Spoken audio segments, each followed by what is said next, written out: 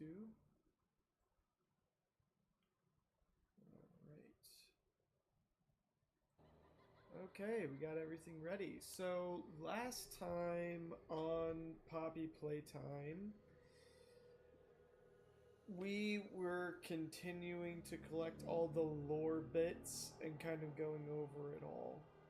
So, where did we end with? I think the last thing we picked up was an audio file between the prototype when he just became the prototype. No longer the little boy Ollie, now the prototype.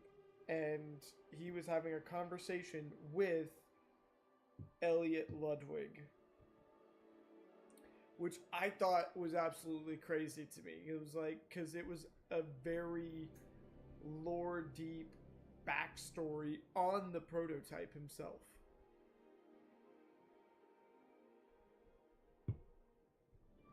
I mean, it's just mind blowing to me. So,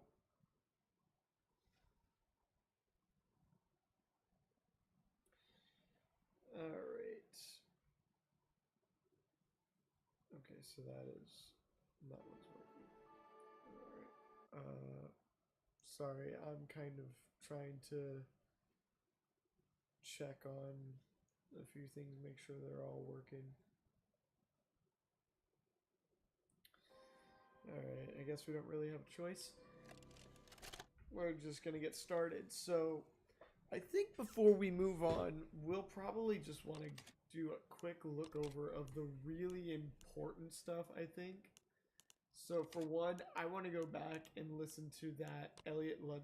Okay, so no, that wasn't the last thing we picked up. We also got this interrogation. So I want to listen to this.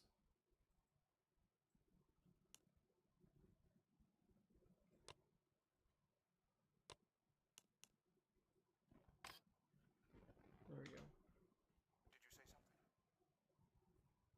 Oliver? If you want to talk, I'm here.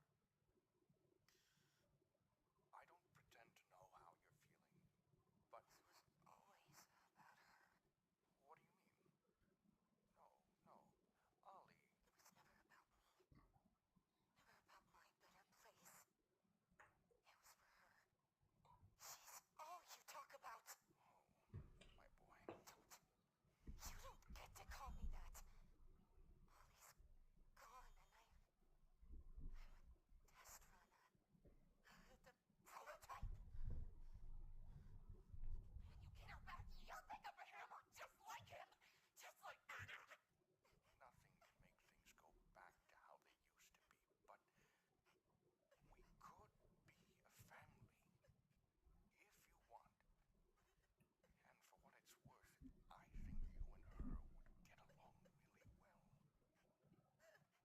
And that's your name. Well, I can call you whatever you like. When can I meet her?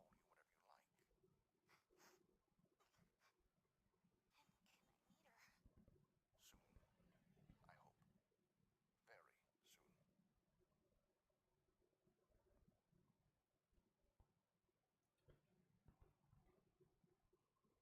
Okay, is that the end?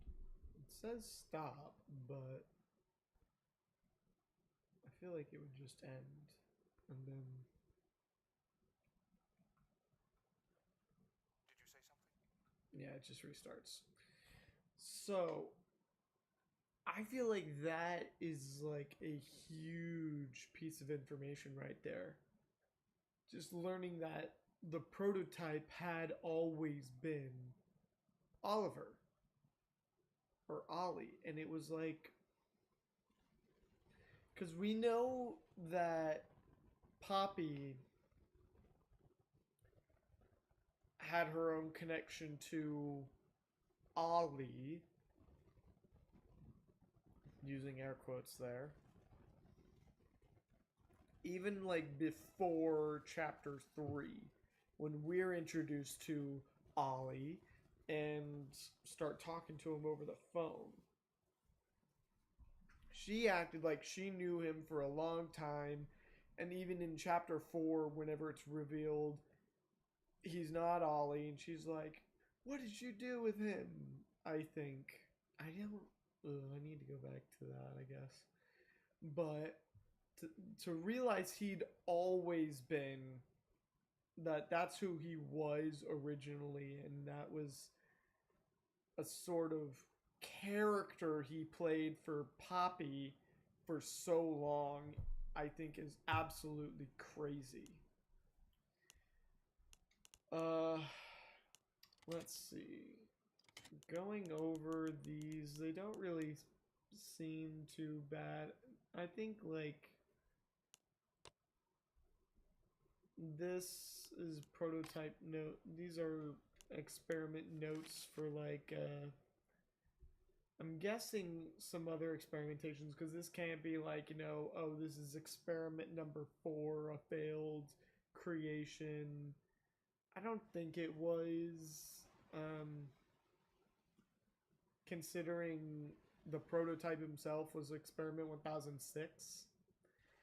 I don't really think these were like the 34. I think this might have been like after Elliot Ludwig, that they were attempting to try and recreate his success with Poppy in the prototype. And it was like, because if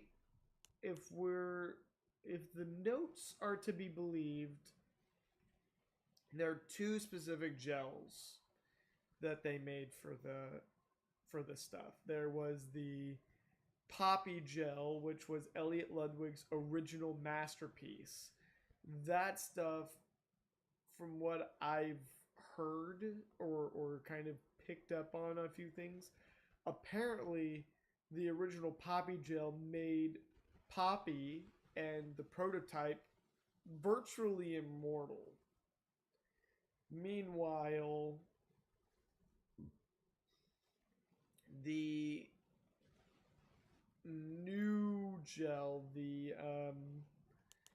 I don't know what it's called. So there's the Poppy gel, and then the new one is called restorative gel mixture. So the restorative gel and the Poppy gel are apparently completely different things. Yeah, because this restorative gel is similar. However, Ludwig's mixture outperforms all other commercially available culture mediums. So Elliot Ludwig's original masterpiece apparently is like unparalleled. So this new mixture that Dr. Sawyer and the others made did not perform as well. So I would guess that those experiments on that last page were more their 34th experiment, you know? Okay, so back to our hunt for the lore pieces. We are only missing the last note, and we are missing the last VHS tape. So we have all of the audio logs already, so that one's done. The last VHS tape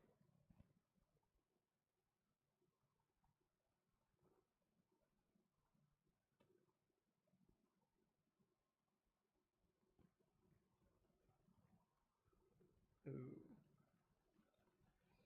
Okay, no, that was no. Gosh darn it! Sorry, I'm having to pull up the guide on my phone, and I kept accidentally closing it. The third VHS tape is during the reanimation level, right next to the Great Stitcher. So that's where we'll find the VHS tape, and the last note is going to be in the final area, apparently right next to where we finish the game. So Yeah, this will be after the boss fight with the prototype. So, we're gonna get going. Ugh. So, the last VHS tape is supposed to be around here.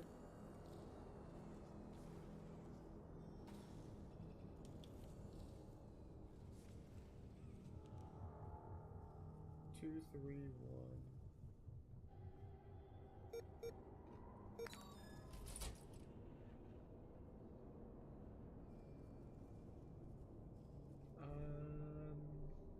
Okay. If I remember correctly, this was not a room we're actually doing anything in. But just in case, I didn't find the... Okay. Check the opposite to the room where you find a battery for the grand stitchery to find a crack in the window. Use the pressure hand on the window. Okay.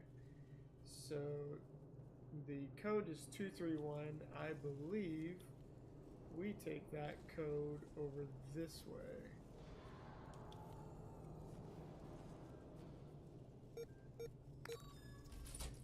Yep.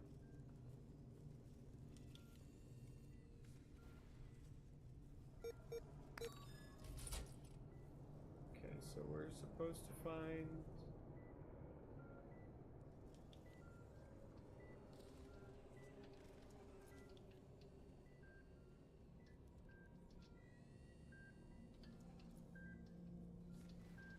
Destroy that.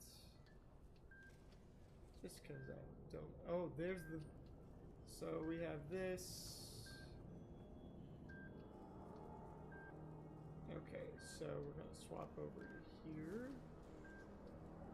Gonna shock it. Gonna get cold.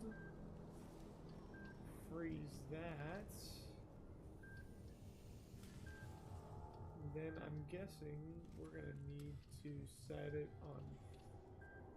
Ah. Set that on fire.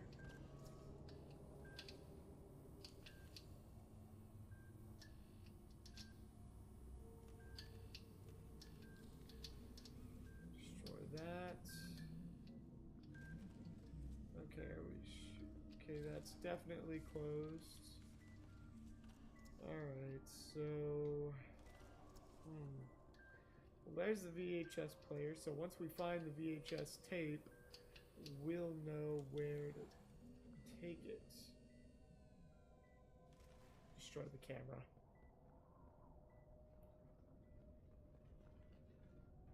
Ah! Nope. Okay, break this.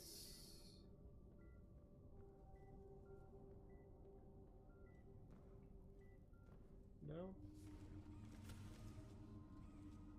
Okay, we found a battery pack. And use the electric panel to charge up a conductive hand. Head a bit further down the hallway and take a left to find another crack in the window next to a red block.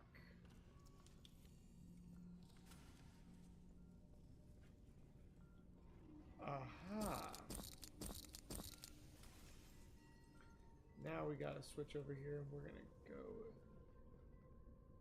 Cool. So this is how we're getting... Alright. We're gonna run back over through there, and this will get us the last VHS tape.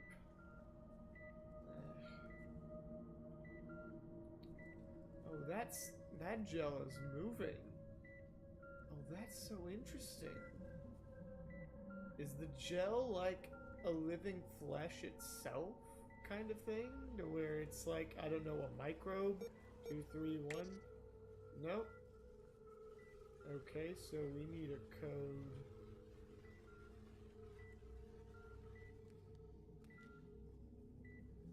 Oh, I had the I had the UV light on the whole time. So what is the code? Okay. Okay, you'll find the locker on the right. Find the code on the right wall. Oh, there it is. 728.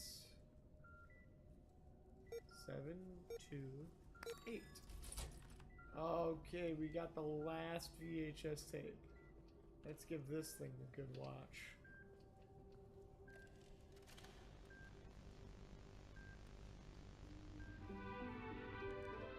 How to maintain your human.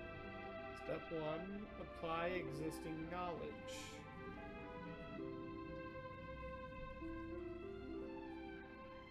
Younger subjects have more plasticity. Step 2, disassemble the oh, this is how they make the toy. Oh. Gosh. Oh. Modify as desired. Okay, so maintain your human was a joke. They are all better now. Okay, I thought that was... I did not go as I was expecting. Honestly, I didn't know what I was expecting. The fact it was like, how to maintain your human. I thought that was like saying, like, how to maintain your existing humanity and not go insane.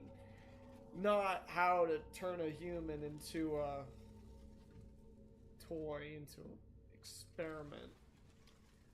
Not what I was expecting at all. Okay. So we're gonna just go through all of these. Okay, if I remember correctly, step 1.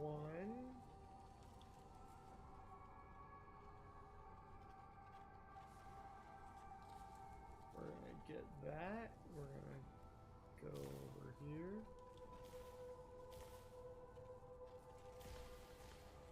Alright.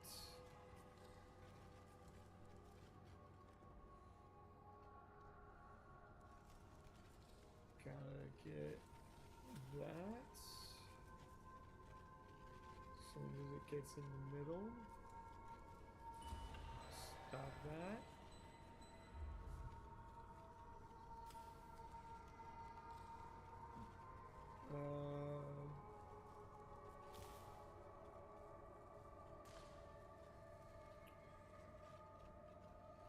Actually gonna go like this.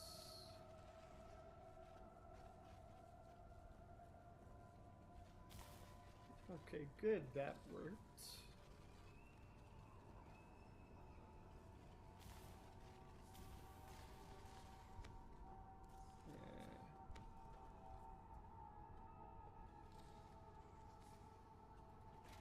Okay. There we go.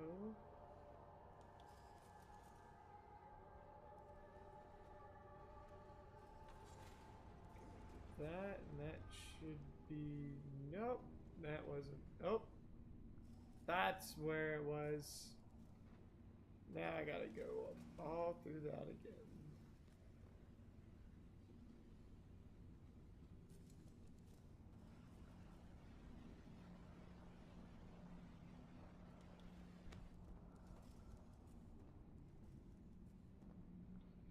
Okay.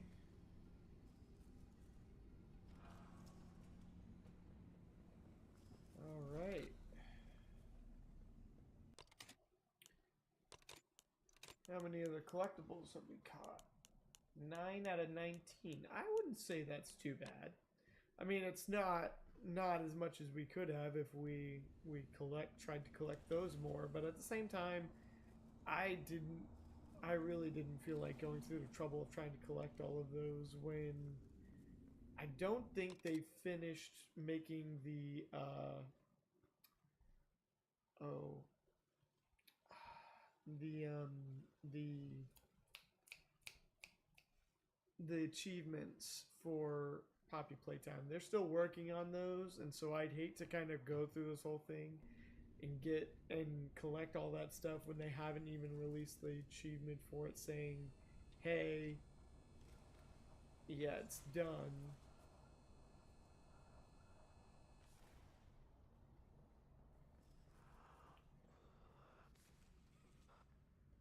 Yeah, toy in there. Poor guy, too scared to even come out or anything. That was where we came in through earlier. We were looking down in this room.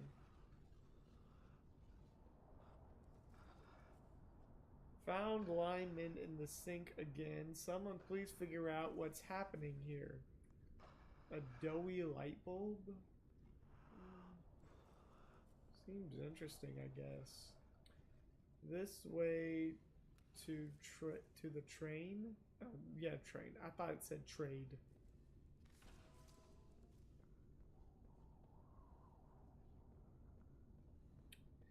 I think we're coming up on a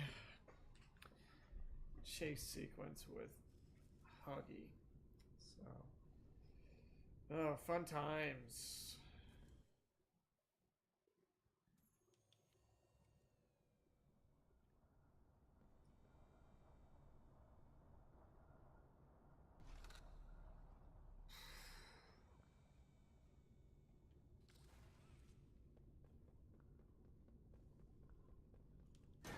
Yep. Chasing.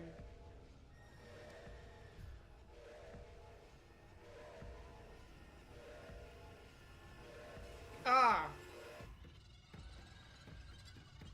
Dude, I didn't even... Oh. I'd forgotten about that even happening.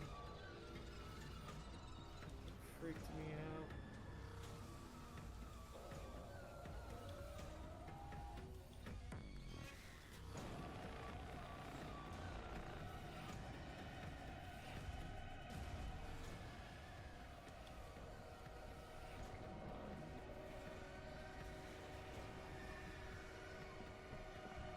Come on.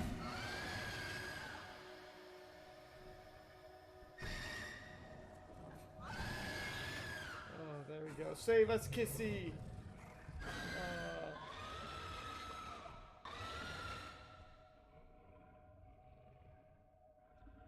Man, he looks jacked up. More so than her. She looks like Kissy looks like she's survived a fire with like only burning half her face and then what was left of her arm. Huggy looks like he went through a freaking fight and like got severely beaten and torn apart. So he looks jacked up. She looks like she's seen better days, but not like him.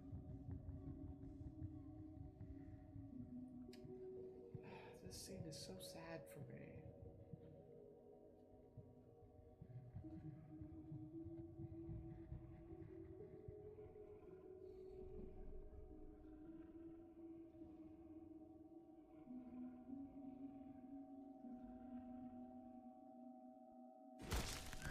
Timing of it, like, come on.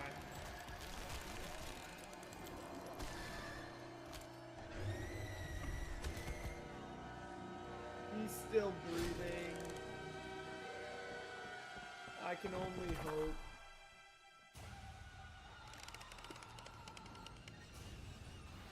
Hey, Butcher, if you can hear me, Poppy and I are in the front. Make your way to us. Where are you?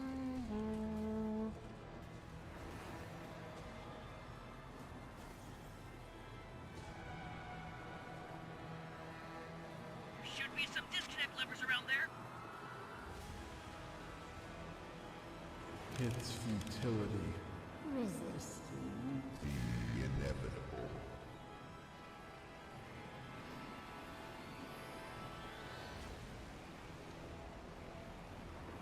The cars are full of cargo. Use whatever you can to slow them down. What's it killing you?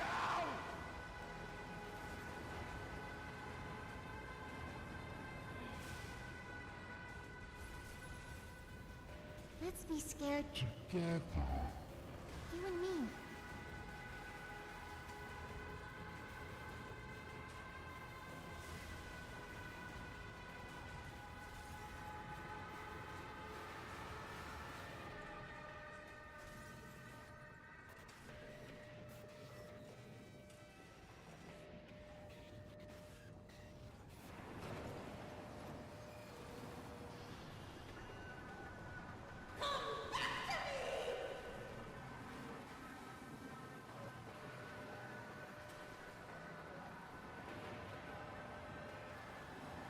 Okay.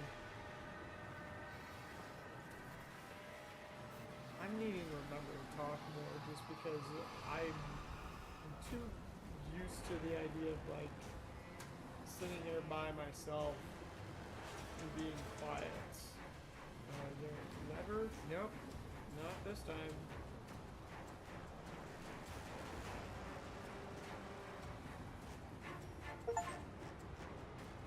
Ah.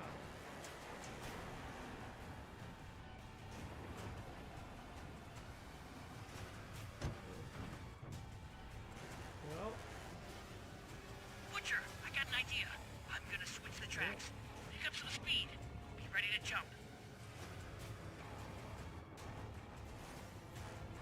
I think it's crazy that he's telling us to that we need to be ready to jump, because it's like, yeah, let's jump from a moving train that's moving this quickly.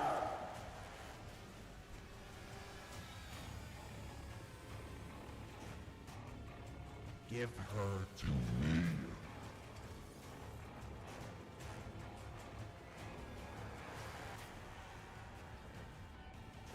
No more games. No more lies. Hurry! Yeah, I'm hurrying. No, Giblet! Got it! Now hold on! Alright, we're getting there.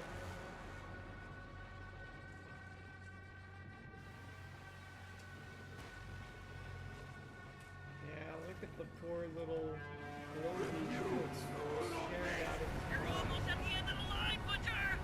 Lose the spider and jump! Alright, here we go. This is the end of Poppy Playtime. Chapter 5 at least. You know, it's stupid of you guys to think, you know, stay and watch and make sure, because it's like you guys should have just ran.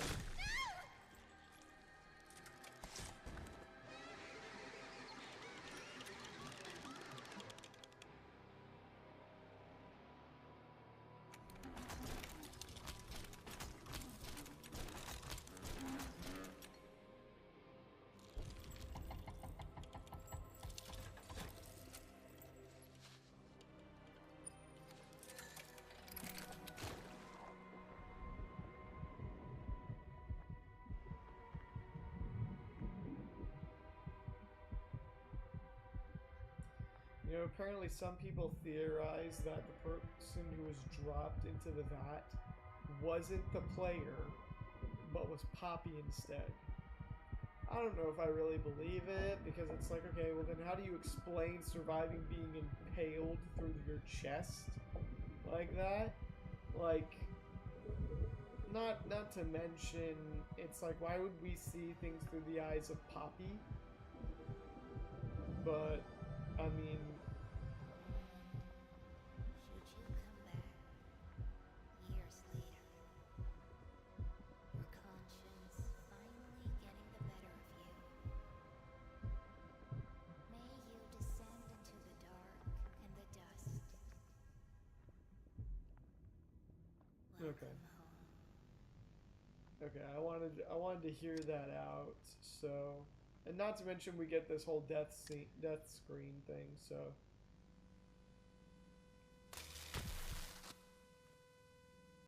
I thought you were gone.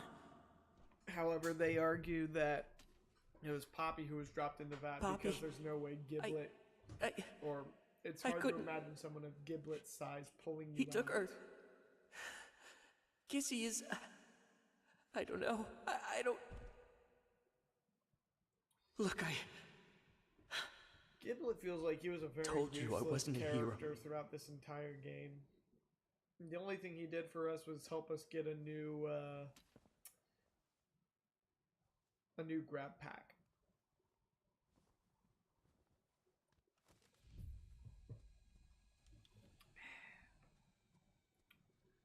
So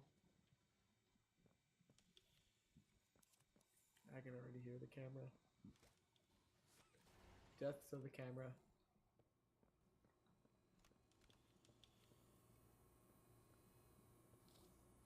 I said death to camera.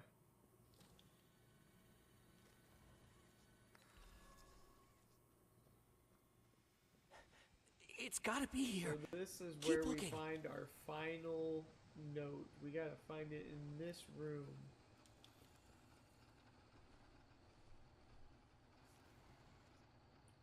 It's here somewhere.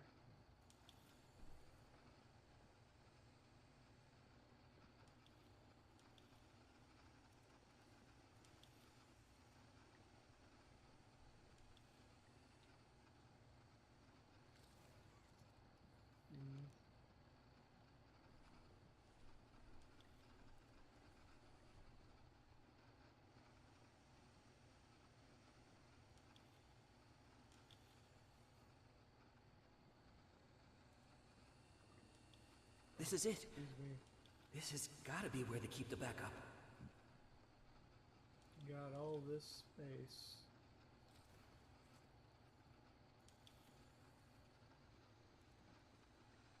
Aha! The final note. I hope this one's a good one. Juicy. Leith LP journal entry. This has got to be Leith Pierre. So this... Oh, it better be good. Where to even begin with this nightmare of a week? They were hiding down in play care probably for several weeks, and somehow nobody noticed. If it weren't for the accident with that Theodore child, I'm not sure we'd have discovered that at all. Or Elliot's body. At any rate, Theodore's imaginary friend won't talk to anyone but the girl, the one Elliot's notes called 1007, is a bit more cooperative. So, I guess this Theodore is the one. The Theodore sounds very familiar. I think the. Okay. Was Theodore the one that became Catnap? Give me a second, hold on.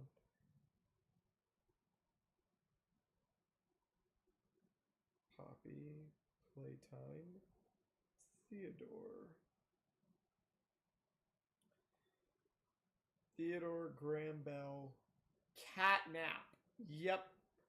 Theodore is the kid that became Catnap.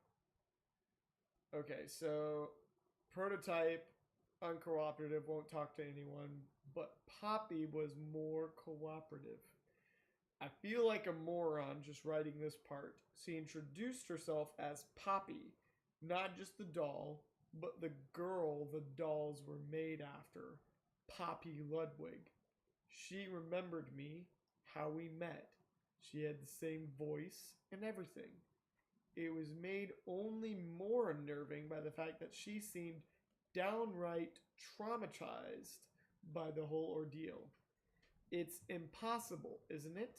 That girl's been gone a long time. There's more, though. Things my investigator dug up from an office Elliot had tucked away. Most of it is trashed, but there are pieces. I still don't know what to make of it. All I know for sure is something big has been going on under our noses. And whatever it is, I think it might have gotten the old man killed. Oh, shit. Excuse my language. Okay, so for a while now, we knew Elliot was dead. That much is easy, obvious, not hard at all to imagine. Okay, but I thought he I thought his experiments, however, were far more public. So it seems all of Elliot's like experiments were done more in secret. Meanwhile, after this incident where Theodore met Prototype and Poppy, that Theodore was what led Leith Pierre to them and then started this whole thing. And now Leith is saying he thinks this is what got him killed. That is actually a pretty good final piece of lore and notes to like end this whole thing on, in my opinion. Cause really, how much do we know about Leith Pierre? I think.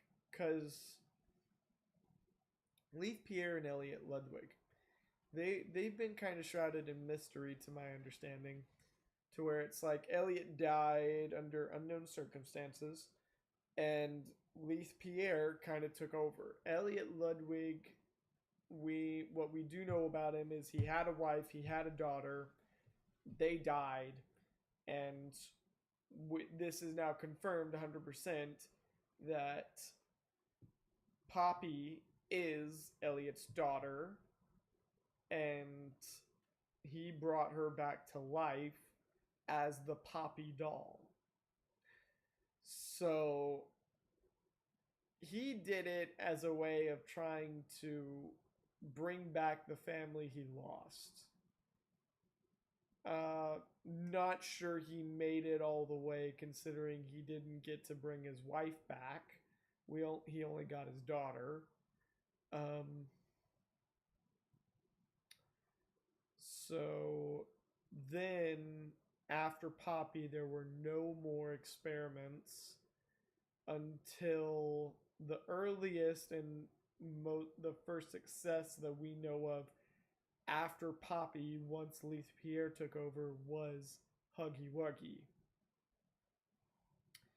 which was experiment 1170. So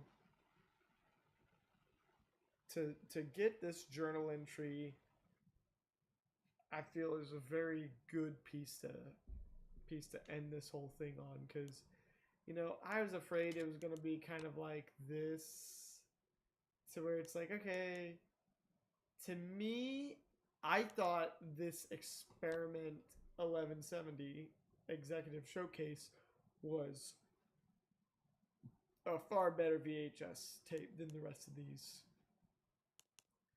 And then to make this one the conversation between Elliot and the Prototype the second to last instead of the last, ending with this interrogation where the Prototype's interrogating a toy looking for Gentle John. To me, I felt like that this one should have been the real ender. I feel like this one would have been like mind-blowing to have this be the last piece of lore we could find in the game. I think that would have been like way better, but at the same time, I'm not working on these games, so I can't really do that or anything. So I think this was like this lore that we got here, this one was a pretty good piece compared to a lot of the others. I mean, not all of them were the greatest,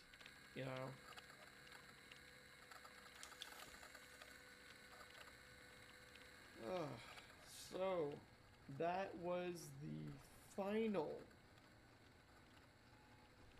Yes. That was the final piece, and now it's simply a matter of ending this all.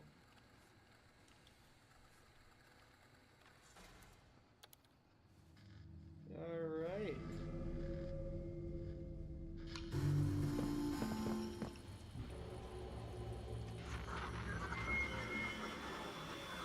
Hello, Dr. Sawyer. Well now, this is a rather interesting turn of events.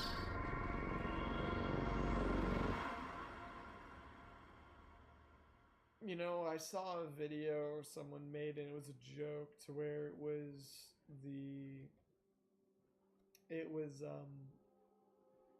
one of Dr. Sawyer's androids that he controls, and it was talking with the player, and the player just says, you know, he's like, all right, we got some work to do. It's like, we're gonna need the Omni hand. And then the player's like, oh, yeah, I lost that. Or more technically, Huggy stole it from me. And the guy, Sawyer, just looks at him and goes, you idiot. But I think it was very funny. It was a good little video to watch, but wouldn't really make much sense considering you know, this is kind of a backup of Dr. Sawyer. So that, or we killed the backup and this is the original. Either way, this is an entirely different, separate version of him that did not have previous experience with us. At least that's how it should be, in my opinion. They might set some weird thing up to where in chapter 6 he actually reveals he does recognize us, and he's like, yeah, you're the guy that killed me. Yeah, I know all about that because I know what the other guy knew like seconds before he died. In which case, to me, that'd be like kind of a cop out, because it's like, you know, it's supposed to be a different version of him, I would say, because the whole point of it was that this was one of them is supposed to be a backup. It's so interesting that the prototype has so many different voice actors for him. Like, one character has what looks to be at least 10 different voice actors in every language. Like, we're seeing all of these in the prototype. Each time has about 10. And I think it was very interesting how they gave him the ability to just like change his voice and mimic others like he does. I've said it before. I'm honestly a little disappointed they went with a jester, like a Jack in the Box kind of style for him, because I was imagining a more techno. What was a techno Eldritch horror kind of thing, to where it's just like a mangled mess and just like not sure what it was supposed to be kind of monster. But I think lore wise it made a lot of sense and it was a pretty good choice. I just think at the end of the day, the monsters we make in our heads are far, far more scary than anything someone can create like this. So, alright. So,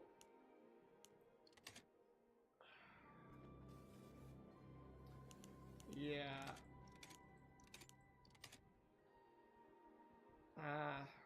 Well, that was the end of Poppy Playtime Chapter 5. Not quite sure what to kind of do with this. I'd hate to say, like, you know, we're playing Poppy Playtime and then have other people kind of come in and just see this like, oh, you said you were playing Poppy Playtime, now you're not, what's going on? And it's like, well, I kind of already finished it, so I think what I'd like to do is it's a hard decision to make. Kind of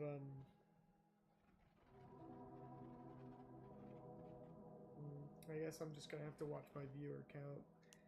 In the event someone does show up, I'll just have to be like, hey, I'm sorry, I've already completed it. So, I don't know, let's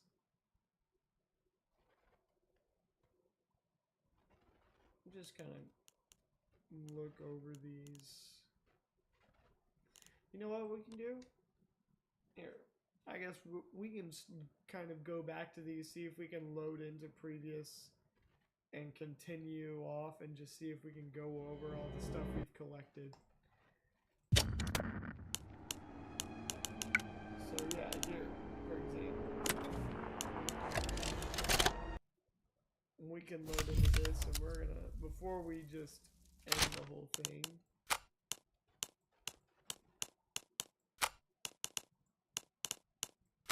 let's read some, oh, I'm gonna regret reading these, so I hate this story because this was such a emotional, well, it's not emotional, but it gets me right in the feels, you know? Okay. August 8th, 1994. Riley, age 12. First week at play care. I didn't know what to expect. I didn't know what I wanted it to be. There are a lot of people here, and they've given a lot to me. A room, a roof, a big pink bed, girly toys. I'm a little too old for that. And a journal. The adults encourage me to talk to the other kids, but I'm not sure what to say to them. Most of them have been here almost their whole lives, or at least they were young enough that they can't remember what they lost. My parents loved, protected, and taught me, and I'm not sure the others even remember what that's like. They don't know what they don't have, but I do. I remember a lot. I try to be kind to them, though even if there's very little I can say, right now, I think I prefer it like that. The nice counselor who said I was quiet told me that I could say whatever I wanted in my journal, and it would only be for me. Make 2 lists, she said. One with what's important to me right now, in this moment, and the other being why. She said it might help me. I'm going to try it. What's important to me? That the nice counselor cares enough about me to try to make me feel at home. Trying to get comfortable here, even if it's not home. It's all I have now. That my life matters, since it can be lost so quickly. That my parents' lives mattered too. Why? Because I'm scared. Anything can happen in an instant and leave you with nothing. And because of that, I'm scared that nothing matters. But I want to feel happy again. Really, I do. And it's important to me right now, in this moment, that someone here cares that I feel at home, even if I'm not. I'm just gonna get rid of that little... Riley journal entry number 2. January 14th, 1995. How much later is that compared to this? So that's several months after. Being chosen. The other kids talk about it a lot. Still don't know what that's about exactly. If it means being adopted, I'm not sure I even want that. What's important to me? Figuring out if I even want to be adopted. Trying to feel what the other kids seem to feel day in and day out. Why? If I was happy like them and could feel it like that, maybe I'd appreciate everything more. Maybe I'd want to be chosen. February 10th, 1995, that's almost a month from now. I've been chosen. Dr. White chose me. For a while, I didn't know I wanted to be or how I'd feel if it was, but really, I think I'm happy. There were interviews, of course, but I didn't think of any of those couples actually liked me. Too anxious, too quiet, doesn't get along with the other kids. And good test scores don't always make a good kid, they'd often say, but I guess somebody liked me. I asked if I could take my journal. They said yes, but I wanted to write this out before I leave. I haven't felt this since before the accident, since my parents.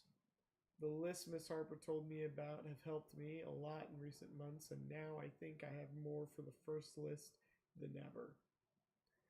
What's important to me? That I still try to be the girl my parents raised, live by their values, so that a part of me, part of them, is still here, so that their lives mattered. Being good to myself and to whoever takes me in, staying happy, finding more friends, getting used to a new home, growing up to help kids that were like me, start an orphanage like Elliot Ludwig, and fill it with toys and good people. Already, this is making me sad. This is messed up. I hate this story. The room started moving. I'm not sure what that means or where I might be going. I'm scared, but I'm trying to... Something happened. Everything is upside down. There's a hole in the room, but everything outside is so loud. They're screaming everywhere. I'm better off in here for now. I'll cover the hole with something. Sounds like everything is quiet now. Don't think it's even been an hour since it all started. No one's tried to get in here. I think I'm going to head outside. There are bodies... Oh, wait, this is number 4.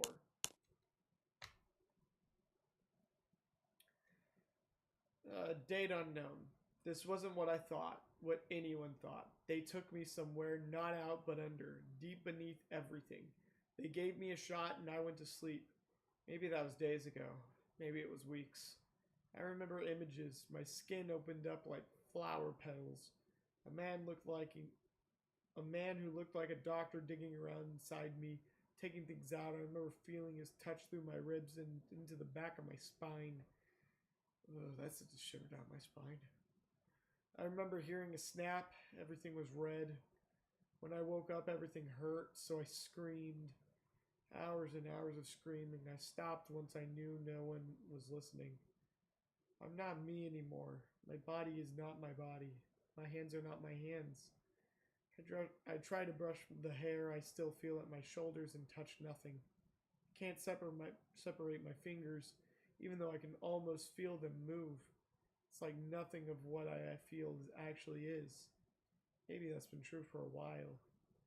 I'm in a room that isn't so different from the one I had in the orphanage. Everything's nailed down. I've been here a long time. I'm trying to write the list that helped me before, but I've dropped the pen 3 times. I don't know what else to do. Why did I survive if this was all I'd get? What did it all mean if this is where it put me? This can't be all there is. What's important to me? Waking up from this nightmare, getting out, getting back to being me. Why? Because I started to like life again. Before, and none of this should be real. The room started to move. I'm not sure what that means or where I might be going. I'm scared, but I'm trying to... Something happened. Everything is upside down. There's a hole in the room, but everything outside is so loud. They're screaming everywhere. I'm better off in here. For now, I'll cover the hole with something. It sounds like everything is quiet now. Don't think it's been an hour since it all started. No one's tried to get in here. I think I'm going to head outside. There are bodies everywhere. Piles and piles. They look like me. Oh God, what's happening?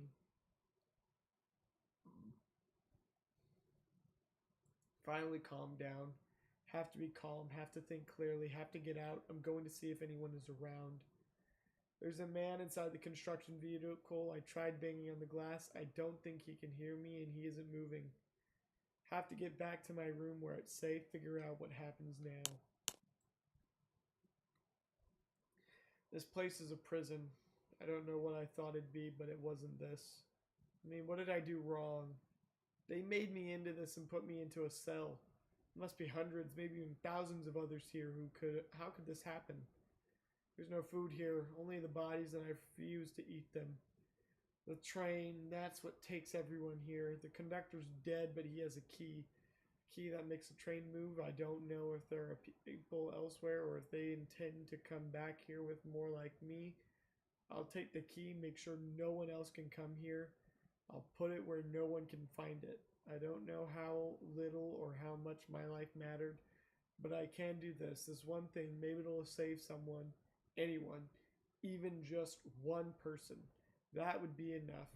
Nobody else should hear what I've had to hear inside this place.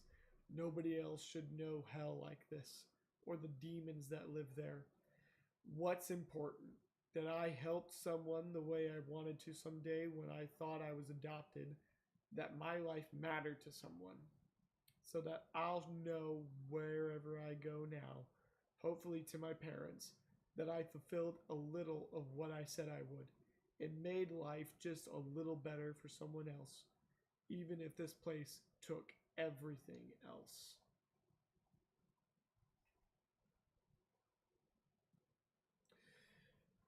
I already said this story hits me in the feels, and it really does. I hate this. I hate having that story for this poor little girl. So we actually see her dead body. She was turned into like a pink stuffed bear, and she ate the key, pretty much, was the idea. And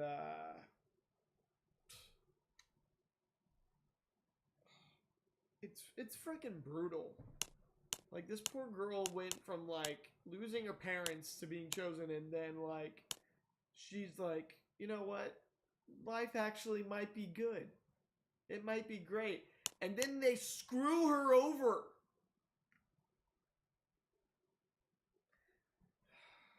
I really hate that one. Okay, this one's gotta be Yarnaby. Dr.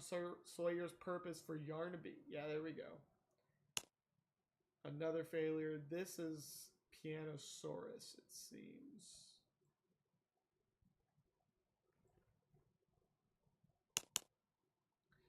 Okay, Yarnaby. Let's read this one.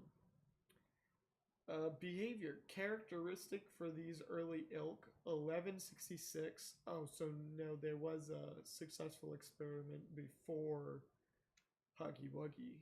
1166 and 63. Okay. 1166 demonstrates an acute lack of higher cognitive function. Complex reasoning, speech problem solving, and greater introspection all appear either severely limited or altogether non-functional.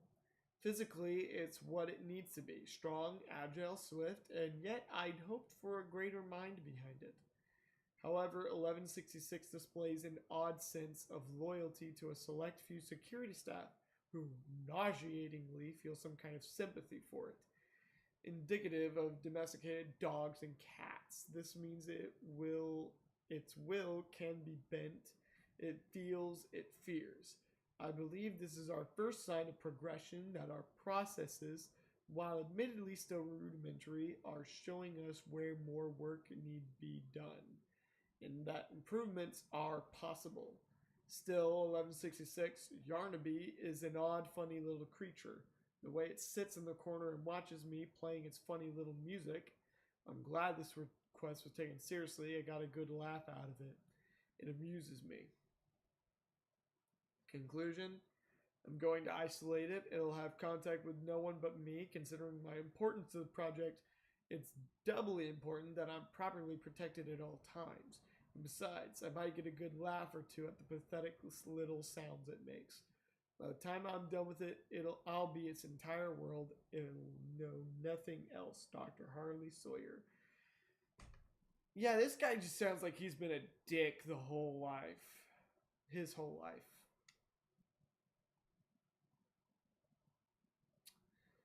I was thinking of something. Oh, right. I was thinking about Pianosaurus, and so that'd be this one. So they released a little comic strip about Pianosaurus. So much like its predecessor, 1163 displays none of the typical human qualities. Whatever's left of the bright, joyful bundle of laughter, per the counselor's report, appears limited or altogether depleted. A shame, I suppose. I grow tired of creating mindless invalids. 1160 had his uses, but 1163 lacks the cunning or the size for a similar role. And that's not what the initiative is about anyway. 1163's temperament is like that of a rabid animal. It snaps at perceived motion, eats whatever fits in its mouth regardless of appetite, combats the conditioning staff, and it cannot even play its insipid piano rhythms in tune. Perhaps one of the others from its line would have presented better music. Had any of these actions been a result of conscious thought, perhaps I would be intrigued. I am not intrigued. Conclusion, 1163 for testing. Use 1163 for testing. If it survives, keep it there. However, I don't expect it to. This initiative will produce no more experiments such as this. Measurable improvements have to be made. Otherwise, I will have to reevaluate the effectiveness of those in my purview.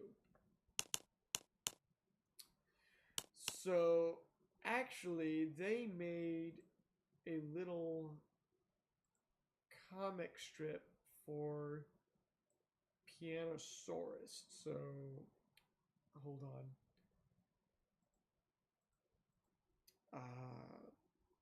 Poppy Playtime Pianosaurus comic. Here we go. So, the story of Pianosaurus, we see him in chapter 4.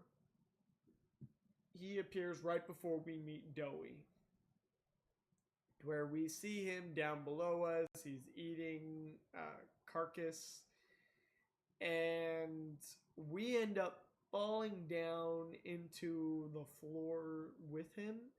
He notices us, he charges us, but then Dowie grabs him, bashes him around before, well, eating him. And yeah, now they went and made a comic strip for this. So this side is the reality of what it all was. Meanwhile, this is like what's going on inside Pianosaurus's mind. So here we can hear him playing his music, getting the attention of a little Hoppy Hopscotch, I think was their name. Hoppy Playtime. Hoppy Hopscotch. Yep. And so here we see him banging around, stomping, in what his mind is dancing. And so Hoppy kind of goes over to him.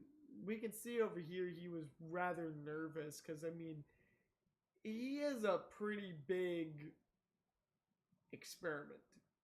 And over here, the Pianosaurus just thinks, oh, hey, he must admire me. So he grabs him as if to dance with him, but ends up really killing him.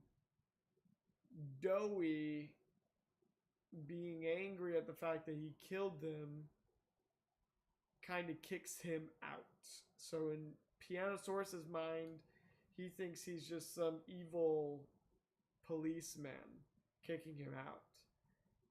And, ooh, I guess he sees Dowie as arresting the Hoppy. Meanwhile, in reality, Hoppy was dead, so...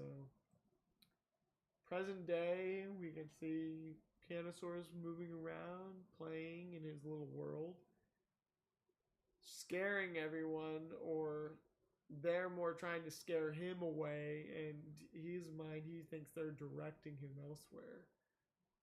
Oof. He wants to just play. To them, they're trying to get rid of him, but again, he plays with him and he thinks they're playing, but really they're just dying. He ends up leaving, finding chicken, I guess, before meeting us, and he thinks we're a brawny brontosaurus. Only to end here.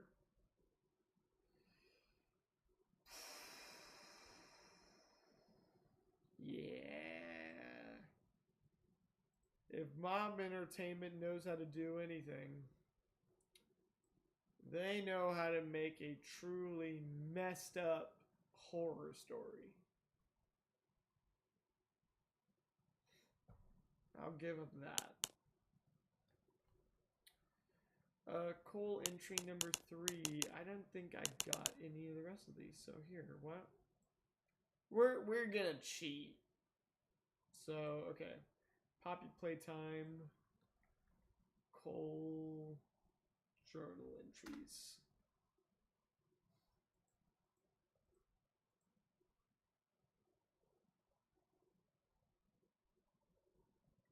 Okay. Coal entry number 1. Reassignment. Old Cole isn't a resource extraction specialist anymore. He's a shelf keeper. Basically a prison guard.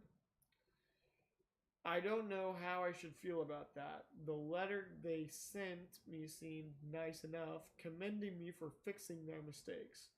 I should be grateful, I suppose, but I know I'll wake up tomorrow and the reality will hit me as it has every morning since the incident. My friends are gone. Dozens went to clean up their mess, but only a handful came back. That guilt ate me up, probably always will. Those of us left got a pat on the back for doing what was expected and were promptly dropped into whatever new role playtime could find for us.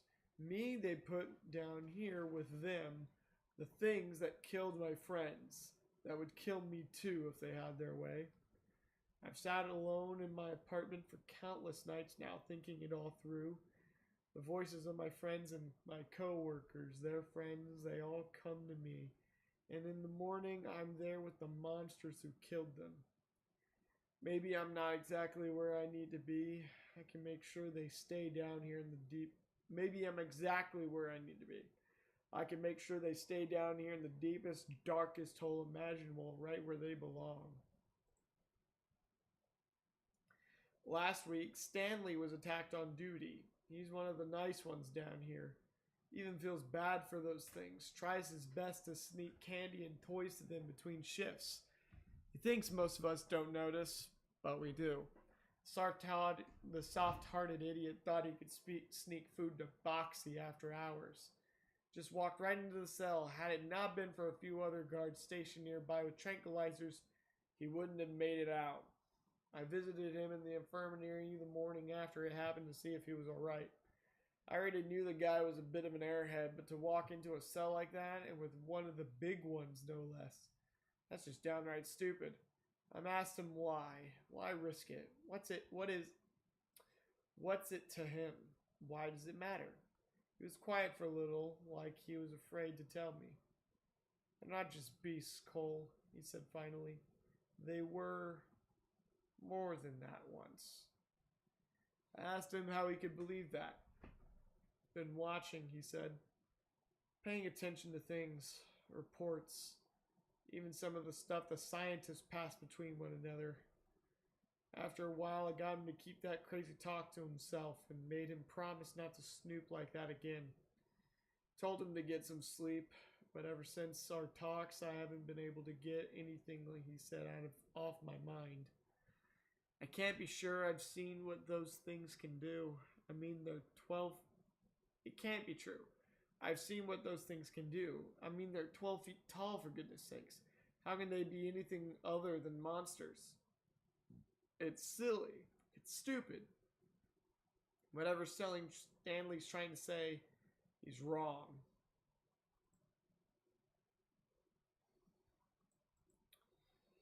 I couldn't get the thought off my head.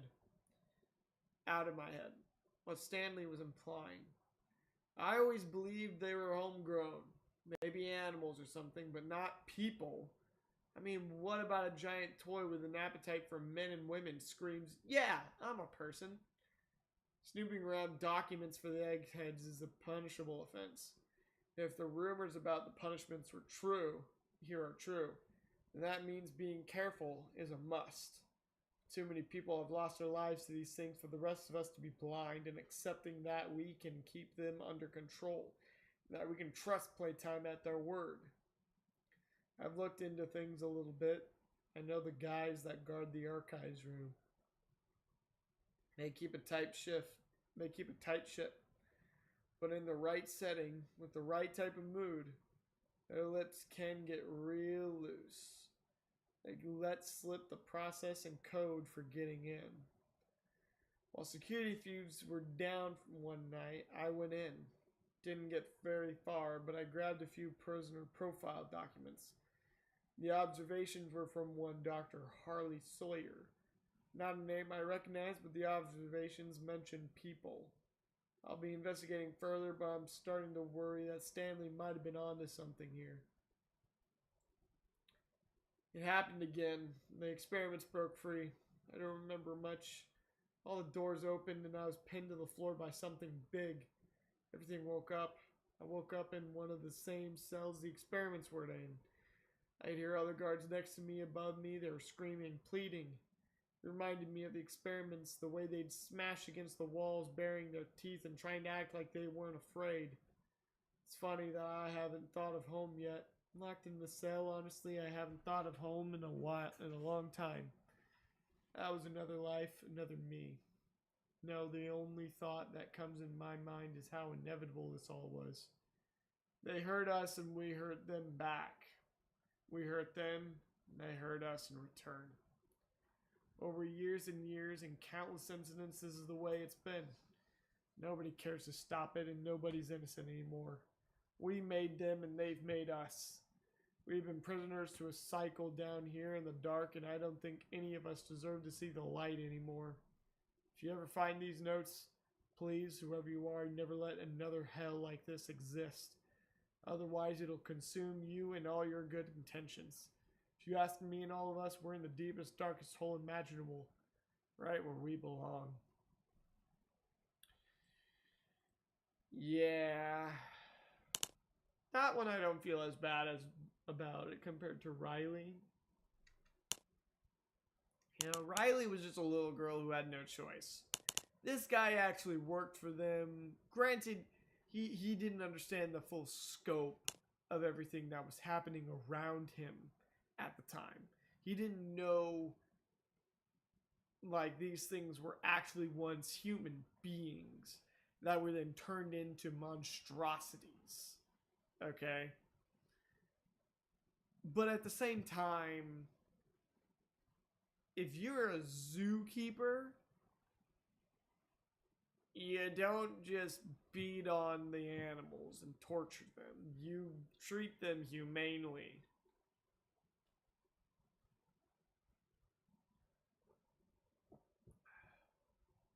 Alright, reconnaissance report, December 15th, 04? That couldn't be December 15th, 2004.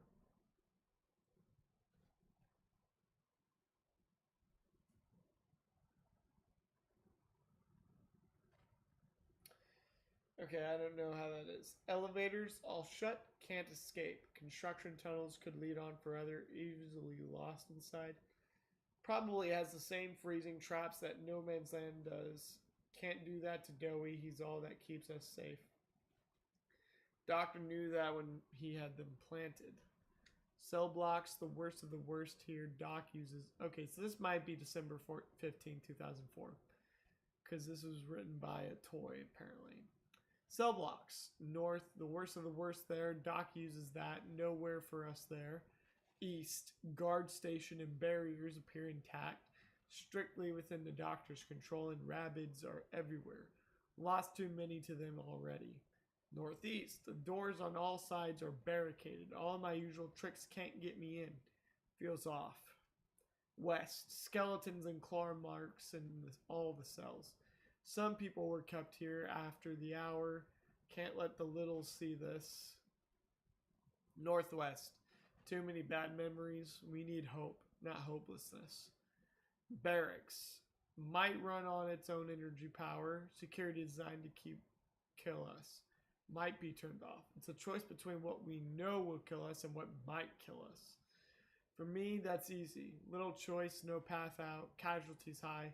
Only one place left. I hope we can live with it. January 10th, 05. Prototype's been finding ways past the traps. Don't know how. Have to keep changing the setups to keep him away. He was right outside the door last night, just staring and tapping up at the wall. All I can think about since is that clanking of metal, those spidery legs, that face. We've double-checked every entrance, made sure this place is good and locked down. Still, who knows how long these defenses will last.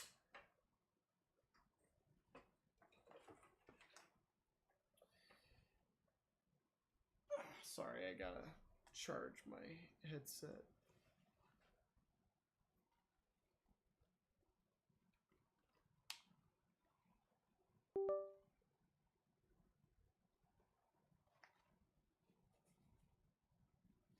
Okay. We've double-checked every entrance, made sure this place is good and locked down. Still, who knows how long these defenses will last. We're completely surrounded now, all sides, even above and below. Nowhere left to run, no place left to hide. End of the line. Poppy leads you to the grave. You fight not to survive, but to die. See where this has gotten you. It's not too late to change your mind. Join us and we will spare your lives. You have 24 hours. We will not make this offer again. Secondary lab instructions. Remember, follow all diagrams and anatomical guides during construction. If it helps, just sing that old song to yourself. Okay. Subject 1322C report. Counselor's report. Oh, this is one of the kids that made up Dowie. For all intent and purposes, Matthew Hallard is a dream child. He's thoughtful, kind, considerate, understanding, and while maybe not as intelligent as some of the other children, averaging only B to C level work in school, nor as physically gifted, he more than makes up for it in his charm and charisma. There's nobody down here who isn't fond of the boy. It's just a shame that he came to us already a boy of 15, well into his puberty. Most parents look for a child a lot younger. He understands. Though he rarely speaks on it, I know Matthew suffers from deep insecurities. I've read the reports on the incident that put him here. He blames himself for the family he couldn't save. I believe he's on the road to healing, but the way is long and nobody mourns the same. He's become something of a leader to the younger children, though even reading the books late into the afternoon. We allow it. Sorry. The Adventures of the Word Wizard is his favorite. They listen to him when he breaks up fights in the playhouse and hang on almost every word he says. And seeing him like this, assuming this role, I think it's what he needs. Should he age out, I might even request bringing him onto staff. Operator, I know this new post is a weird one, but it's important to what's being built here. Remember not talking about any of that. Think of it like a promotion. After all, it's you we're entrusting to be stationed here. I think this was them telling keep quiet about all this. Yeah. can't really watch any of these. So, Jack. So, Dowie was made of 3 kids: Matthew, Jack, and a third child I don't remember his name of, but essentially the third child was a huge jerk. Jack was basically the little boy of the group, with Matthew being like I guess, the leader. Experiment 1354 was the doctor himself, Dr. Sawyer. Yeah, so Dowie being made of 3 people kind of gave him a dissociative identity disorder, I believe, to where he becomes different depending on certain situations. He'll either be a little boy crying for mommy, he'll be a well thoughtful and like organized charismatic leader, and then just like a raging monster who will just destroy anything that's irritated him. And so usually it's the charismatic Matthew who's in charge. However, in instances of high stress, pain, and like emotional compromisation, I guess, the third boy will take over and just kind of waylay everything, with little Jack appearing a few times and kind of being just like a little crying child who's just like, I want my mommy, because he's just so emotional. So this report, parents are reunited with their son. This video ends pretty much with it's Dowie being visited by Jack's parents, the little boy. And so Jack wasn't an orphan like the others. What happened to him was he got a free trip into the Playtime Co-Factory, and he fell into a vat of dough, or the materials used to make Dowie Doughboy, or the toys thereof. And so with him falling in, the doctors decided to use him to make an experiment, and they pretty much added in 2 other boys because they were curious what would happen if we made an experiment made of 3 different people. 1 experiment, 3 souls. And yeah, needless to say, that went poorly. Very, very, very poorly. Okay. So that was all of the pieces of lore I got from this one. We got about 30 minutes left. I guess we can just look at some of the Poppy Playtime, some of the early drawings for some characters. So concept art. So why don't we just look at some of the concept art for stuff? Oh, this is interesting.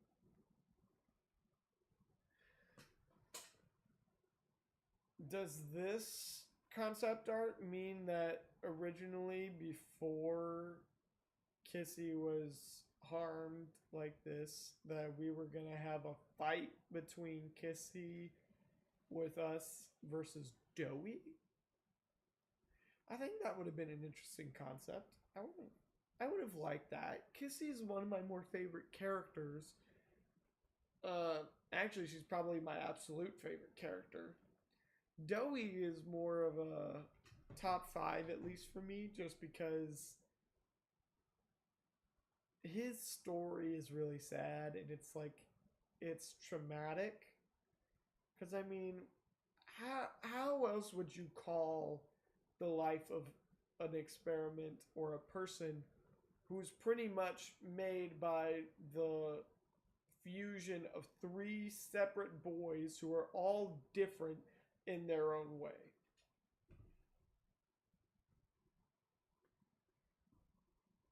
Okay, so we have Yarnaby here. This is an interesting one here. This one seems to suggest that he might have been bipedal or somewhat bipedal in the beginning. I guess kind of like a gorilla, and how a gorilla can walk on two legs but will use its hands quite often for better stabilization.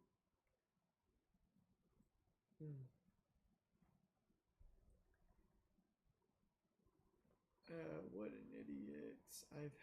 I have just about had it with you. That's a little horrifying. Nerd. This, I feel like, is showing like the bully child that was used to make Doughy a little bit. If you thought these guys were bad, you've got another thing coming.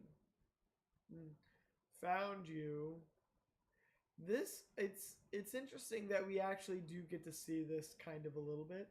So in the final fight with Doughy, pretty much his face is like opened wide, and we can see pretty much what's left of the three children all fused together to where they kind of make three humanoid shapes, but it was like a bunch of arms as well. Counting up these hands too, 1, 2, 3, 4, 5, 6. That seems about right for 3 kids as well. So, as we can see Pugsley right there. Oh, this is the concept art for the boss fight with Doughy. Okay. Yeah, here we have some concept art for the prototype. So, funny enough, this concept art seems to match more with the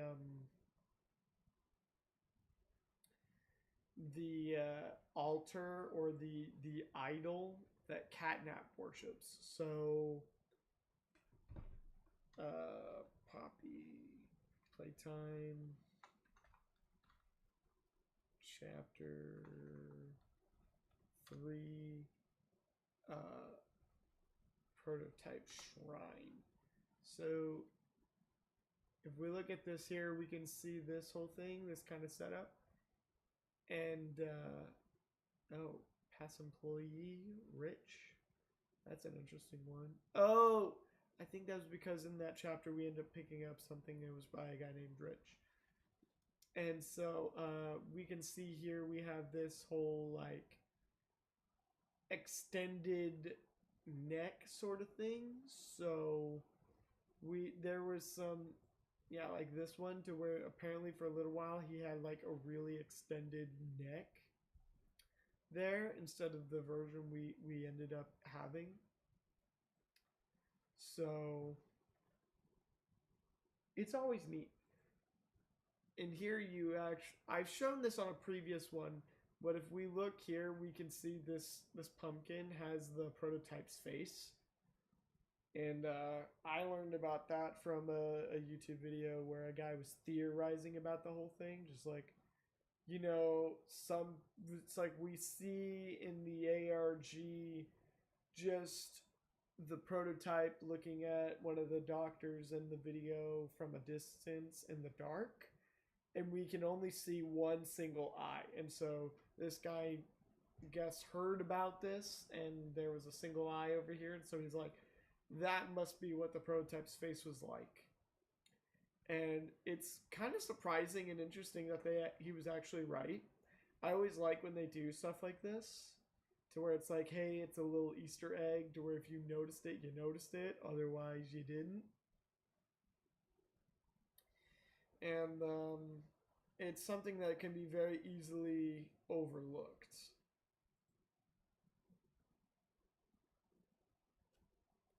Yeah, this seems more like a fan arts interpretation of what the prototype would be like, because We never see anything like that.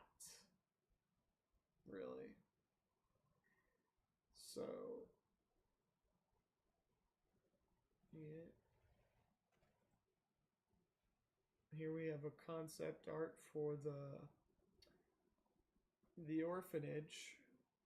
And we don't have. Oh no, there it is. I was gonna say, this there wasn't. I was gonna say I didn't see the little centerpiece for the place where it should be. Seems really off kilter, so it seems like there's been some adjustments made to this to where that was more in the center of the place.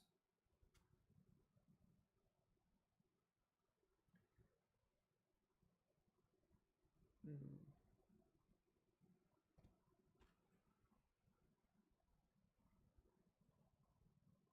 We have another piece of little fun art here. It's always kind of nice to see these little things. We can see Yarnaby acting more like a dog over here. Mommy being a mommy, like a mother for the group. That's a really creepy face to make. And this is a more official piece of art, I'm pretty sure. You know, I really want to kind of get a picture of this, get this picture specifically, and make this the background art for my wallpaper. Let's see if I can get a yeah. Can I save the image? Nope. Only as a WebP. Kind of sucks because I really would like to have that as a wallpaper.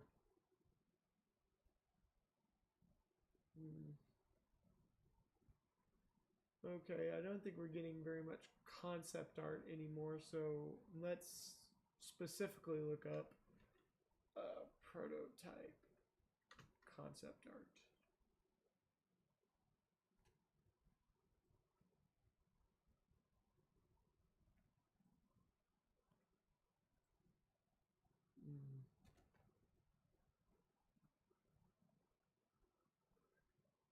Yeah, I'm not seeing too many of like what was. You see them in videos the whole time, but you never know like where the heck they get those images from.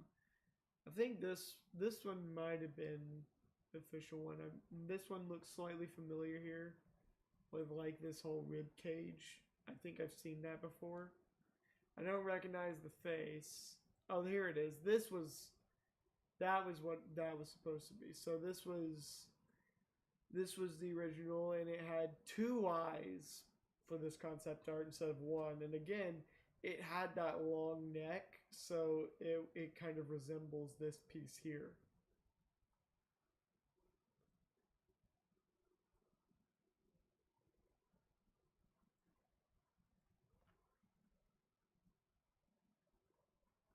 Yeah, that sucks. I really would like to have that as a wallpaper. Okay. Yeah, and here's the post for it. I wanted to share my early concepts for him. In this version, he was made to look much scrappier, like he put himself together piece by piece from whatever he could find. I think I like this more because you gotta remember the idea of him seems to be that he was a jack in the box kind of thing because he's a jester, you know? And it really just kind of made sense. No, okay, so playtime.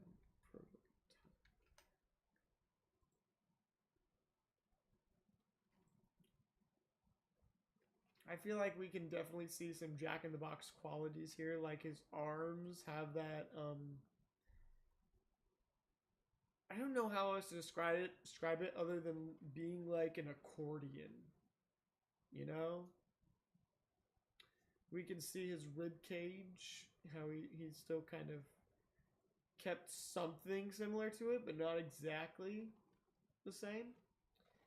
And, you know, another thing I feel that points out the fact that he was a jack in the box was the fact that he doesn't have a normal lower body like he does. He has this whole spider concept thing.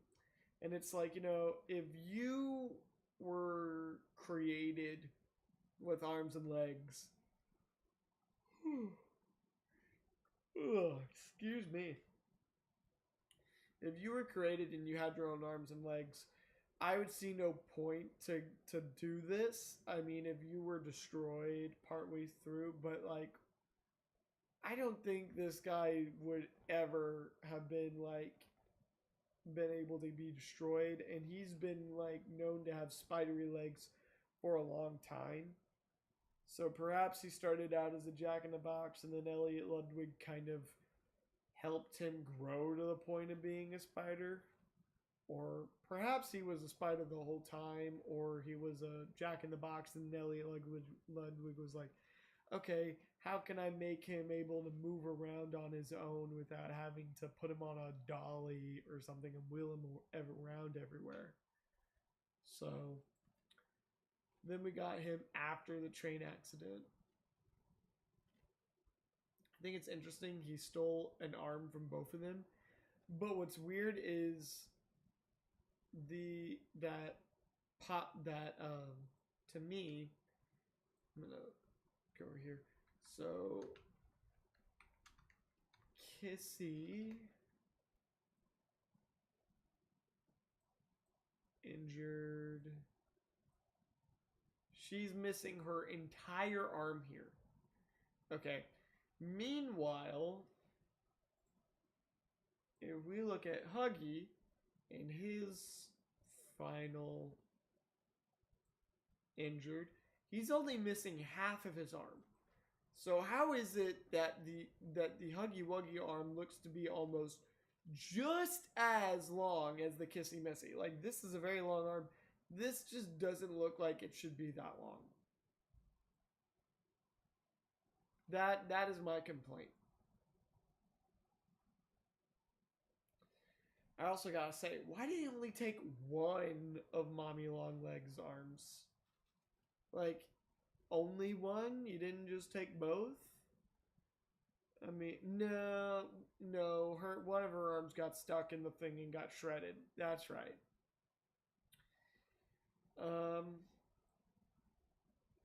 Yeah, let's see if is there any more interesting? No.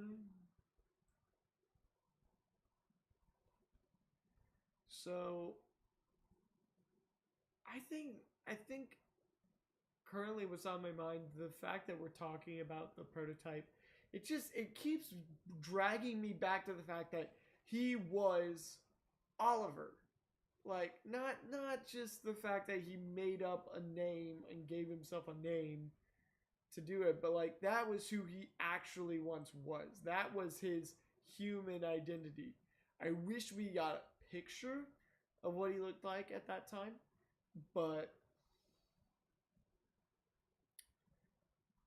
yeah, the prototype would utilize Ollie to keep tabs on his enemies and deceive Poppy playtime. Let's just read this lore, just because I might have missed something from like previous chapters. So, okay, the prototype is a towering cyborg. Oh no, that's his appearance. I want his history. Here we go. The child turned into the prototype was Oliver, better known as Ollie. It is implied that at some point in Ollie's life, he was left injured after being assaulted with a hammer by an unnamed individual or group. I think I remember that now. In the audio file, he's like, Elliot was like, we're not holding a hammer or anything like that. I think I can remember that now. Elliot Ludwig later adopted him and offered to bring Ollie to a better place, leading to his conversion. After the procedure, he was recognized as the prime example for the type of vessel which Playtime Co. were trying to create. The prototype was created using organic and mechanical parts. He was also started to be an outlier with their other experiments, as he did not require any sustenance or food for survival.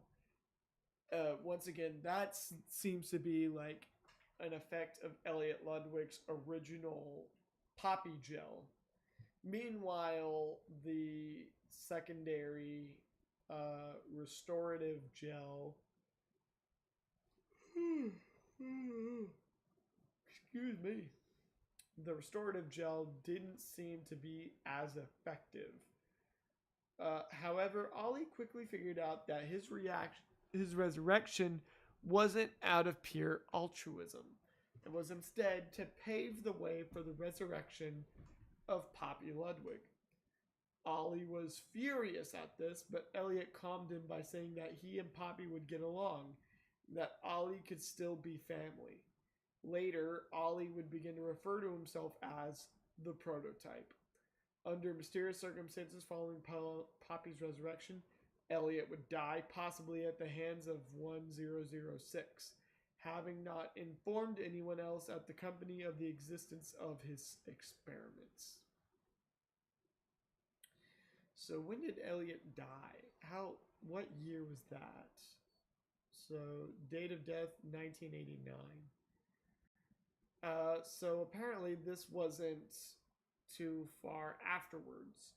In 1989, the prototype escaped confinement and hid inside Playcare, recruiting a troubled orphan named Theodore Grambelt to his cause. He frequently encouraged the young boy to sabotage Playtime Co., but to no avail. Their friendship became notorious among the staff, who at first believed that the boy's friend was imaginary. One day, Theodore received instructions from 1006 to open a maintenance store in Playcare, using 2 stolen Grab Pack 2.0s and green hands so they could both open a gate in the schoolhouse, Playcare, and escape. But due to his young age and lack of experience, Theodore overcharged the green hand, electrocuting himself, and required immediate medical attention. Though successful in opening the door, the prototype chose to sacrifice his freedom to save Theodore. He brought the wounded boy to Thomas Clark's office, the latter spotting him, but he was recaptured before he was recaptured by security. I find that interesting. So at that point, Ollie hadn't fully lost himself to being the prototype. He still had a little bit of, shall we say, humanity left in him to save Theodore instead of escaping and just, throwing him away. Meanwhile, at the end of chapter 3, what does Ollie do? He kills Catnap. Just kills him straight up. Granted, I understand that we defeated Catnap in a big fight and he was severely burned, but at the same time, he was still alive. He could still move. He went from lying down to like getting into a sort of kneeling and worship position for the prototype. And what does the prototype do? He just kills him. And so to me, I'm like, dude, reading this that the prototype saved Theodore and sacrificed his freedom for it, it's like kind of weird. So Leith Pierre was informed of the strange creature. Following the incident, employees discovered the prototype, Poppy, and Elliot's body concealed beneath Playcare. This was all part of that last note I read at the beginning of more towards the beginning of the stream, but at the end of chapter 5. During their time together, Catnap followed the prototype around like a lost puppy, as stated by Leith Pierre, with 1006 seemingly ignoring him. So, okay. What experiment number was Catnap? 1188. So he came after Huggy Wuggy. Scientific logs. Primarily Hartley Sawyer took a noticeable interest in the creature. The scientists took to calling him The prototype, the same name the prototype had used to describe himself. While some science staff feared the prototype and wanted him to be destroyed, Sawyer was reluctant to do so, viewing the prototype and his intelligence as valuable. It was stated that the prototype showed a new trait of himself during every session, being an interesting figure to examine. Scientists said he was very clever and possessed high levels of intelligence. Candidate simulated. It say that primarily kept in his chamber, being monitored. However, during the current week, he created a laser pointer from the digital alarm clock in his room, fired it at the alarm clock, and disabled it for 28.3 seconds. Upon which he hid in a blind spot, forcing a surveillance specialist to come in. He tried to escape through the door, but it was relocked before he could. He apparently killed the specialist, who was trapped inside, as one casualty occurred. In another session, specifically during the recording of log 24459, the prototype conversed with Harley Sawyer, questioning if Sawyer felt any remorse for the experiments, asking why they stick, beat, and tear at their flesh. Harley Sawyer cleverly retorted, challenging the prototype and pointing out how he continuously uncovered new aspects about him in each session. The prototype thanked Harley before mocking him once more, remarking, while imitating Sawyer's voice, that he too learned something from Sawyer every day. One day, after Poppy had been experimented on, the prototype utilized his human identity to comfort her over the telephone.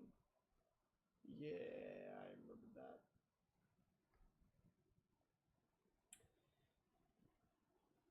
Interestingly, the prototype continued to reside in the labs even following construction of the prison, possibly so the scientists could study him whenever they pleased. In unspecified time, the prototype made a deal with some other staff involved in the conspiracy, hoping to free the toys. Later, he was released from containment by Preston Willard and was declared missing. But during this time of freedom, he was never located. Sometime later, on August 8, 1995, the prototype took over the Playtime Co. factory. This event, known as the Hour of Joy, involved a large-scale massacre and jailbreak against all humans present in the factory. While a group of the employees were focused on transporting Kissy Missy to Playcare, the bigger bodies began a rebellion as they mindlessly slaughtered all adults and scientists while under the influence of the prototype. Both the guilty and innocent were all killed. Afterwards, 1006 took all the Playcare orphans down below into the labs, where they would remain alive and sleeping. He had promised all the experiments that they could finally be free. However, after the event concluded, the prototype revealed to all the toys that they couldn't leave as it was too risky. There was a high chance of the experimentation happening all over again from outside scientists if their existence was discovered. So the bodies were dragged into the depths of the factory and the toys ultimately fed on them to survive. This and all of the actions and mindless slaughter shocked Poppy, and she hated him for this, but still willingly agreed with the prototype regarding the riskiness of leaving the factory. Oh boy. 10 days after the Hour of Joy, the prototype would come across the surviving Preston Willard and Jessica Newman. He killed Jessica. He turned Preston into a cat bee, I'm pretty sure. Who he deliberately... Sometime after, the prototype met with Holly Sawyer, who he deliberately spared during the event. He told the doctor that his suggestions had so far failed and questioned whether or not it was a good idea to spare him. Sawyer replied that more time was needed, but the prototype stated that they did not have any time. Sawyer suggested he found some more or gave him lab access.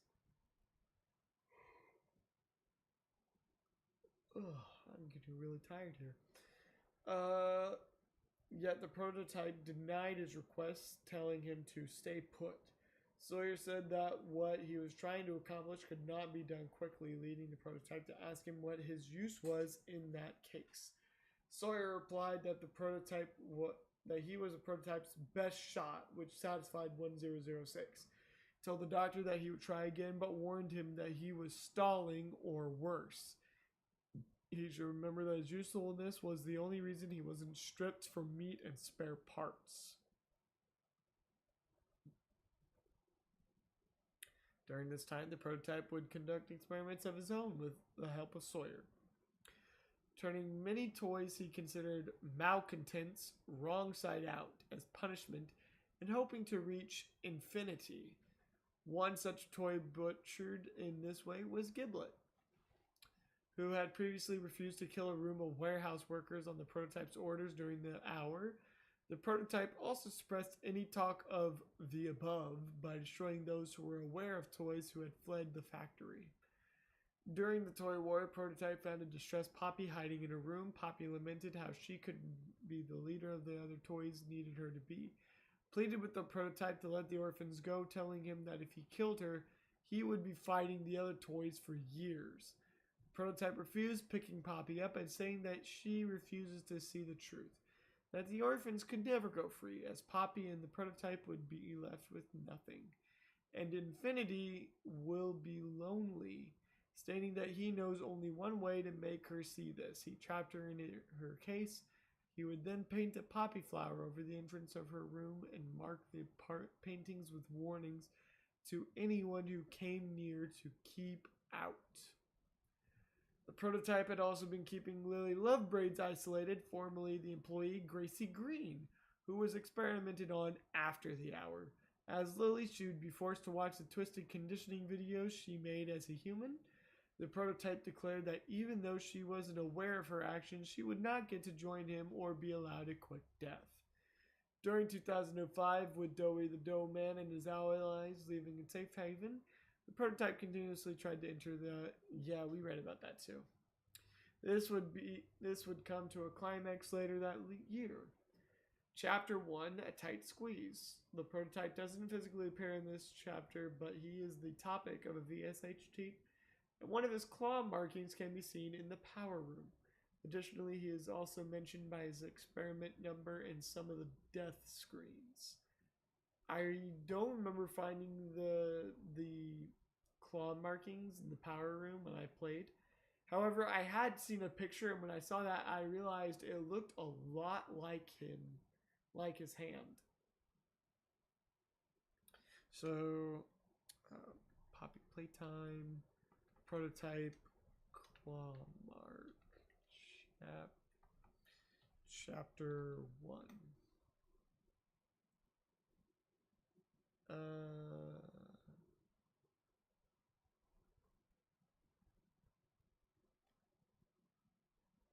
Chapter 1. Power Room. Claw Mark. So, I saw a picture of it before when I was scrolling through stuff. It wasn't on Google or anything, but I remembered seeing it and thinking, wow, that looks a lot like the prototype's hand.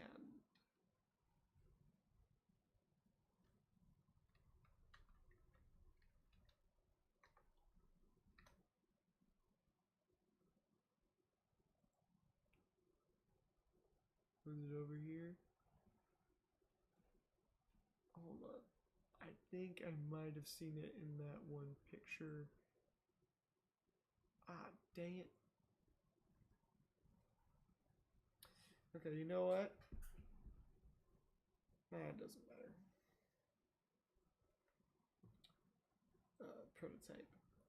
Chapter 2. After Mommy Longlegs is killed, he reaches out and takes her body. Yeah. Using his former identity, the prototype makes contact with the player through a telephone, presenting himself as someone named Ollie. He guides them to play care and gives them instructions throughout the chapter. Later, Poppy explains that she intentionally stopped the player from leaving since she needs them to help destroy the prototype, and that if they tried to escape, the prototype would kill them before they could. Poppy also explains that he was the one who locked her in her case. Later, when sneaking through the caverns, the player spots Catnap worshipping a shrine. In the Playhouse, Dog Day further elaborates on Catnap's reverence of the prototype. Catnap sees the prototype as his god and believes any who oppose him are heretics, and Dog Day being imprisoned due to him trying to fight against the prototype and his control. Exiting the Playhouse, Ollie corresponds Dog Day's story, saying that before the experiment form of Catnap was created, the prototype saved his life. This led to Catnap seeing the prototype as a savior for all toys and playtime. As the player sneaks through the counselor's office, Catnap attacks them and sends them into another dream. Just before the dream ends, the prototype's hand reaches through the open roof of the lobby at the end of the boss fight against Catnap and his electrocution. The prototype's arm appears, seemingly to offer aid to the still burning Catnap. Catnap submits, watches without flinching as the prototype slowly lines up his claws before impaling the dying Catnap through the mouth and dragging him away. When the player returns to the gas production zone, Poppy explains that it was the prototype that orchestrated the hour of joy. She could hear the screams and slaughter around her prototype with the player as they descend the elevator. Kissy Missy is attacked, and the seal above the list closes down on them.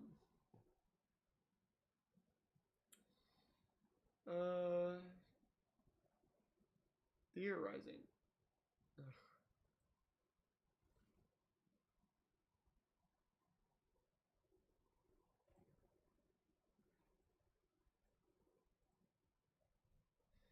Okay, so we're gonna go down to theorizing because that seems interesting to read about. Theorizing. It is theorized that the prototype is trying to find a way to return the toys' minds to their original human body. This is supported by the fact that he spared Harley Sawyer, the one in charge of the Bigger Bodies Initiative, so he could research for them, and the fact that he needs Poppy, who was one of the first children to be turned into a toy. This is called into question after Chapter 4, since the prototype took the remains of Mommy Longlegs and Catnap after they were killed and blew up the Safe Haven toys. It's possible that he's trying to find a way to revive dead toys, which may explain why he killed the Safe Haven toys and Catnap, to use them as test subjects. It is also likely impossible to transfer them to their original bodies, given the time that has passed through, though he may be seeking a way to convert himself and other toys like Poppy in order to ensure long-term survival. Some thought he was based on the unarmed little sailor from Deary Diary. What is this?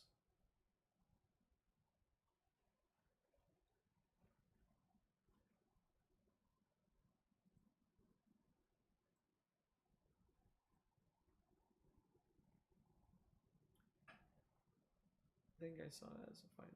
Unarmed little sailor is an unknown toy that was mentioned by Poppy in Deary New Diary. Okay. This is because Poppy Ludwig herself mentions the toy, applying a significant degree of meta importance to this character. As Ollie, he uses the phrase, "Aye aye, Captain." This was seemingly disproven by 2026 New Year's pieces by Amber Ogden. 2026 New Year's artwork strongly connects the prototype with the Jester scene in Amber's 2025 Christmas. Okay, let's look at that one. Christmas arts. A jester, they say.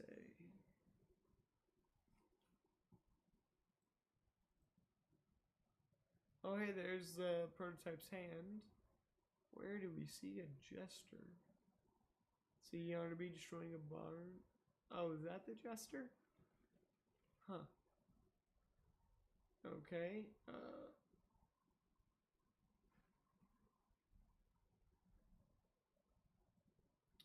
Okay. New Year's arts. Is it 2026?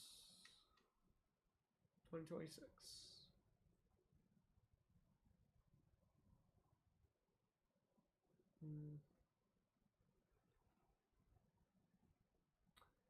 Not sure where I see the Jester art. Is this what they mean, or...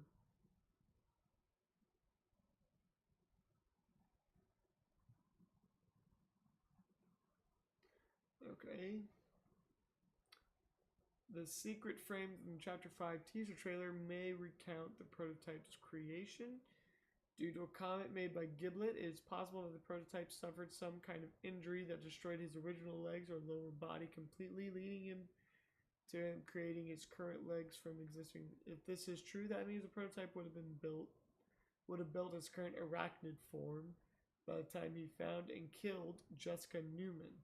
After the Hour of Joy, while difficult, it would not be impossible, as it was seen in log 08502, that the prototype is highly intelligent, creative, and innovative. It is possible that the prototype's violent nature came from being abused as a child before Elliot Ludwig adopted him. Again, this is supported by the idea that he was hit with a hammer. Some believe that when Chapter 6 is released, the prototype might have a self-redemption of his own. This is unlikely due to the behavior we see from him. Although it is speculated there might be an objective where the player will help patch things up with the Poppy and the prototype in order to help them make amends with each other and bring playtime code to a full close. I think it would be interesting, but I also find that highly unlikely. Okay, we only got a few more, so we'll just kind of get through these before we go. With the player being directly responsible for wounding or killing many of the prototype's subordinates and allies, it is curious why the prototype would choose to drop them into a vat of poppy gel that could rejuvenate them after being severely injured. The prototype might not have known if the poppy gel would keep the player alive and figured drowning them in the substance would suffice for his purposes at the time. Alternatively, it could be that the prototype knew the gel would work and respected the player enough for surviving this far and wanted to keep them from dying in order to confront each other properly at a later time. It could also be that the prototype was giving the player another chance to leave playtime code, just like Catnap and Miss Delight. Another possible avenue is mentioned in the negation compound presentation. Exposure to biomass to raw untreated poppy gel can cause severely nasty and painful side effects with the negation compound. Without the negation compound, prototype might have intended to sentence the player to a slow and painful death. LP Journal states that Elliot Ludwig's secret may have gotten him killed and that Poppy was downright traumatized, which suggests that Elliot did not die of natural causes. Given the prototype was trying to escape the factory just prior to Elliot's body being discovered, it is possible that he killed Elliot. This is supported by the confidential report in Chapter 3 Interactable ARG, which lines up with the LP Journal entry regarding the body of an unknown employee found with several puncture wounds in his abdomen. This is consistent with the prototype's method of attacking his victims by stabbing them with his fingers. While the prototype has been seen grafting parts from other toys onto himself, it is largely unknown that what he does with the rest of the bodies after he takes the desired pieces. Most likely option is that he disposes of the corpses by leaving them for the other toys to consume. This is seen with his reveal as well. Both Catnap and Mommy Longlegs were indeed added to the prototype. Only his skinned fur / red smoke equipment and her right arm, respectively, were taken. Alright, well that is the end of our stream today. Sadly, however, since we have completed all the Poppy playtime and we've gone through everything I can think of for it, I don't exactly want to go through another playthrough until Chapter 6 comes around or until the achievements are unlocked for the Poppy Playtime series. So until then, we're going to be playing some different games, and I think we're going to start by playing a game called Chooksy. I think that's how it's pronounced, Chooksy. Essentially, Chooksy is a horror game where you are kind of given a gun and you got to go around a hospital. So this will be interesting. And then I don't suppose this will be a very long game considering how many gigabytes it is. So after this, we have Resident Evil Requiem. I've never played a Resident Evil game. This will be a first for me. I might just start out with this, considering how short Juxi will be. I don't know. It will depend upon kind of what genre I set the stream as. I'm either going to set it as Resident Evil, or if there's a horror genre, then I'm going to go with that. So, yeah, thank you for watching, everyone. I hope you enjoyed it, and I hope you all have a good night. I'll see you all on Friday.